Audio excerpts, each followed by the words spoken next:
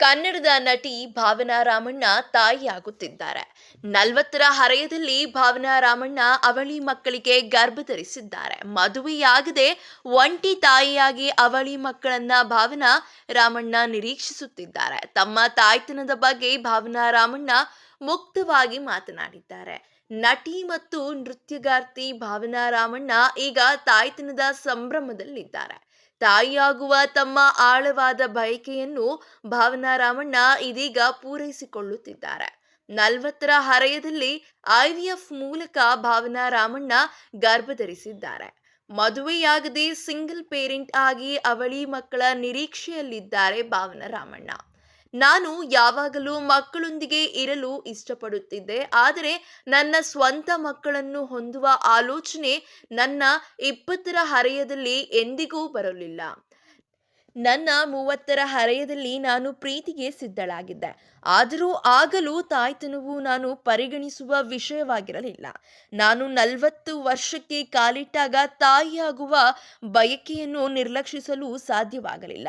ನಾನು ಈಗ ಆ ಆಳವಾದ ಬಯಕೆಯನ್ನು ಪೂರೈಸಿಕೊಳ್ಳುತ್ತಿದ್ದೇನೆ. ನಾನೀಗ 6 ತಿಂಗಳ ಗರ್ಭಿಣಿ, ಅವಳಿ ಮಕ್ಕಳನ್ನು ನಿರೀಕ್ಷಿಸುತ್ತಿದ್ದೇನೆ ಎಂದು ಟೈಮ್ಸ್ ಆಫ್ ಇಂಡಿಯಾಕ್ಕೆ ನೀಡಿರುವ ಸಂದರ್ಶನದಲ್ಲಿ ಭಾವನಾ ರಾಮಣ್ಣ ಹೇಳಿದ್ದಾರೆ. ನಾನು ಸಿಂಗಲ್, ಮದುವೆಯಾಗಿಲ್ಲ ಎಂಬ ಕಾರಣಕ್ಕೆ ಭಾವನಾ ರಾಮಣ್ಣ ಅವರು ಮೊದಲು ಸಾಂಪ್ರದಾಯಿಕ ರೀತಿಯಲ್ಲಿ ತಾಯಿಯಾಗಲು ಬಯಸಿದ್ದರು. ಆದರೆ ಮದುವೆಯಾಗದ ಕಾರಣ ಸಹಾಯಕ ಸಂತಾನೋತ್ಪತ್ತಿ ಸೇರಿದಂತೆ ಇತರ ಸಾಧ್ಯತೆಗಳೊಡೆಗೆ ಅವರು ಗಮನ ಹರಿಸಬೇಕಾಯಿತು. ತಾಯ್ತನವನ್ನು ಆಯ್ಕೆ ಮಾಡುವ ಸಿಂಗಲ್ ಅಥವಾ ಮದುವೆಯಾಗದ ಮಹಿಳೆಯರಿಗೆ ದೀರ್ಘಕಾಲದವರೆಗೆ ಕಾನೂನಿನ ಬೆಂಬಲವಿರಲಿಲ್ಲ. ಆದರೀಗ ಕಾನೂನಿನ ಚೌಕಟ್ಟಿನಲ್ಲಿ ಬದಲಾವಣೆಗಳಾಗಿವೆ. ಹೀಗಾಗಿ ನಾನು IVF ಕ್ಲಿನಿಕ್ಗಳನ್ನು ಸಂಪರ್ಕಿಸಲು ಪ್ರಾರಂಭಿಸಿದೆ. ಆದರೆ ಹಲವು IVF ಕ್ಲಿನಿಕ್ಗಳು ನನ್ನನ್ನು ರಿಜೆಕ್ಟ್ ಮಾಡಿದವು. ನಾನು ಸಿಂಗಲ್ ಮತ್ತು ಮದುವೆಯಾಗದ ಮಹಿಳೆ ಎಂದು ತಿಳಿದ ತಕ್ಷಣ ಅನೇಕ ವೈದ್ಯರು ಫೋನ್ ಕಟ್ ಮಾಡಿದರು ಎಂದು ಭಾವನಾ ರಾಮಣ್ಣ ತಿಳಿಸಿದ್ದಾರೆ. ದಾನಿಯನ್ನು ಆರಿಸಿಕೊಂಡ ಭಾವನಾ ರಾಮಣ್ಣ, ಕೆಲವೇ ತಿಂಗಳುಗಳ ಹಿಂದೆಯಷ್ಟೇ ನಾನು ಮನೆಗೆ ಹತ್ತಿರವಿದ್ದ ಕ್ಲಿನಿಕ್ಗೆ ಹೋದೆ. ದಾನಿಯನ್ನು ಆರಿಸಿಕೊಂಡು ಚಿಕಿತ್ಸೆಯನ್ನು ಪ್ರಾರಂಭಿಸಿದೆ. ನನ್ನ ವೈದ್ಯರು ತುಂಬಾ ಬೆಂಬಲ ನೀಡಿದ್ದಾರೆ. ನನ್ನ ಪ್ರೆಗ್ನೆನ್ಸಿ ಪ್ರಯಾಣದ ಪ್ರತಿಯೊಂದು ಹಂತದಲ್ಲೂ ನನ್ನ ವೈದ್ಯರು ನನ್ನ ಜೊತೆಯಾಗಿದ್ದಾರೆ. ನಾನು ಅದೃಷ್ಟವಂತೆ. ಮೊದಲ ಪ್ರಯತ್ನದಲ್ಲಿಯೇ ನಾನು ಗರ್ಭಿಣಿಯಾದೆ. ನಾನು ಮನೆಗೆ ಬಂದು ನನ್ನ ತಂದೆಗೆ ನಾನು IVF ಚಿಕಿತ್ಸೆಯನ್ನು ಪ್ರಾರಂಭಿಸಿದ್ದೇನೆ ಎಂದು ಹೇಳಿದ್ದು ನನಗೆ ನೆನಪಿದೆ. ಅವರು ತುಂಬಾ ಸಂತೋಷಪಟ್ಟರು. ನೀನು ಹೆಣ್ಣು ಮತ್ತು ತಾಯಿಯಾಗಲು ನಿನಗೆ ಹಕ್ಕಿದೆ ಎಂದು ಅವರು ಹೇಳಿದರು. ನನ್ನ ಒಡಹುಟ್ಟಿದವರು ನನಗೆ ಬೆಂಬಲವನ್ನು ನೀಡಿದ್ದಾರೆ. ಒಂಟಿ ತಾಯಿಗೆ ಈ ರೀತಿಯ ಬೆಂಬಲ ಅತ್ಯಗತ್ಯ. ಸಹಜವಾಗಿ ನನ್ನ ಆಯ್ಕೆಯನ್ನು ಪ್ರಶ್ನಿಸಿದ ಕೆಲವರು ಇದ್ದಾರೆ. ಇದು ಸರಿಯಾದ ಮಾರ್ಗವೇ ಎಂದು ಕೇಳುವವರಿದ್ದಾರೆ. ನನ್ನ ನಿರ್ಧಾರ ಸರಿಯಾಗಿದೆ ಎಂದು ನಾನು ಅವರಿಗೆ ಸರಳವಾಗಿ ಮತ್ತು ಸ್ಪಷ್ಟವಾಗಿ ಹೇಳಿದ್ದೇನೆ ಎಂದು ಮನಬಿಚ್ಚಿ ಮಾತನಾಡಿದ್ದಾರೆ ಭಾವನಾ. ಸಿಂಗಲ್ ಮದರ್ ಆಗಿ ನನ್ನ ಮಕ್ಕಳನ್ನು ಬೆಳೆಸುವ ಪ್ರತಿಯೊಂದು ಹಂತಕ್ಕೂ ನಾನು ಸಿದ್ಧತೆ ನಡೆಸಿದ್ದೇನೆ. ನಾನು ನನ್ನ ಮಕ್ಕಳ ಭವಿಷ್ಯದ ಬಗ್ಗೆ ಯೋಚಿಸಿದ್ದೇನೆ. ನನ್ನ ಪೋಷಕರು ನಮ್ಮನ್ನು ಸ್ವತಂತ್ರವಾಗಿ ಬೆಳೆಸಿದರು. ಅವರ ದೃಷ್ಟಿಕೋನಗಳು ಯಾವಾಗಲೂ ಪ್ರಗತಿಪರವಾಗಿವೆ. ನನ್ನ ತಾಯಿ ಇದ್ದಿದ್ದರೆ ನನ್ನ ಗರ್ಭಧಾರಣೆಯ ಬಗ್ಗೆ ತುಂಬಾ ಸಂತೋಷ ಪಡುತ್ತಿದ್ದರು. ನಾನು ಇದನ್ನ ಪ್ರತಿದಿನ ನೆನಪಿಸಿಕೊಳ್ಳುತ್ತೇನೆ ಎಂದು ತಮ್ಮ ಮನದಾಳದ ಮಾತುಗಳನ್ನಾಡಿದ್ದಾರೆ ಭಾವನಾ ರಾಮಣ್ಣ. ನಾನು ಪುರುಷ ದ್ವೇಷಿಯಲ್ಲ.